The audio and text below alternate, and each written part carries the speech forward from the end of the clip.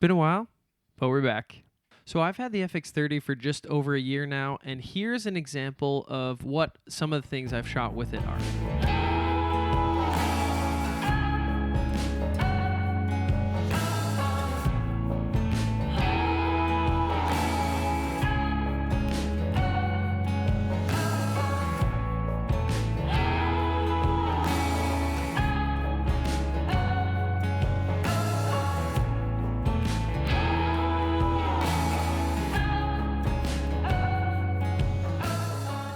Now, the question is, what do I think of it after a year? Short answer, I loved it so much that I bought a second one, and this is our second one.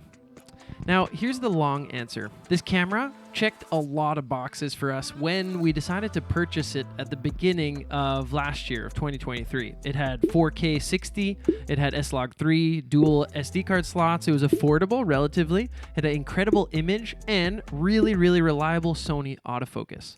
So, as wedding photographers, last year we realized that we had been missing an entire market opportunity by actually not offering wedding films as a wedding service in addition to our photography.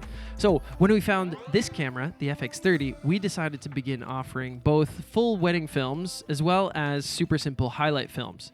Now, last year alone, we actually shot 4 wedding films in our first year of offering that service, and the main workhorse for all of those films was the FX30. And I mean, simply put, it just always got the job done.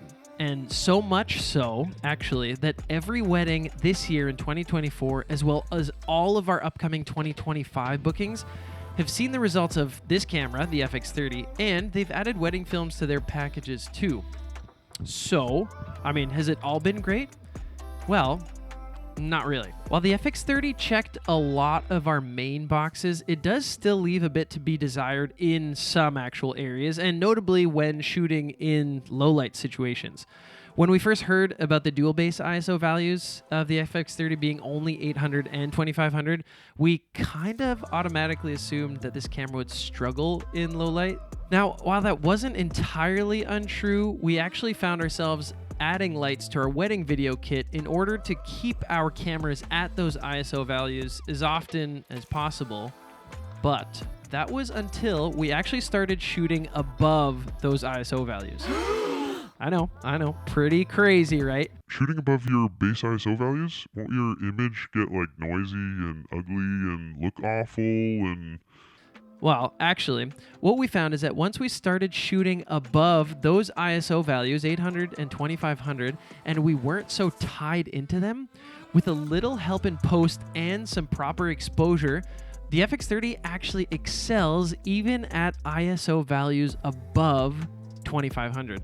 I mean, just take a look at some of the sample footage from a most recent wedding that we filmed with the FX30 above base ISO of 2500.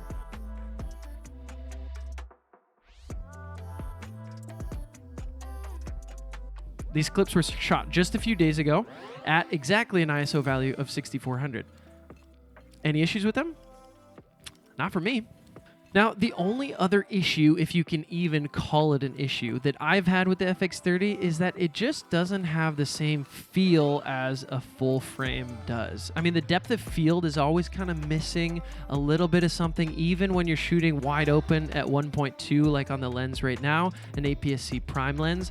There's just something that you can feel a little differently with a full frame image, and I still can't really put my finger on it, but there's just something you can feel when you see something coming out of a full frame image, you know? But, I mean, here's a short summary on using the FX30 for over a year. It's amazing. We love it. It's the perfect budget camera for anyone looking to start shooting wedding films, and its shortcomings aren't really that short. And lastly, you should consider purchasing it. Well, I mean, maybe. Thanks for watching this far. If you found this video helpful or interesting in any way, please don't hesitate to leave a like and sub for more FX30 related content. I have been toying with the idea of doing more YouTube related content with the FX30. So if you're interested in that, or if you have additional thoughts about your own personal experience with the FX30, drop them in the comments below. And that being said, I'll catch you in the next one. Peace.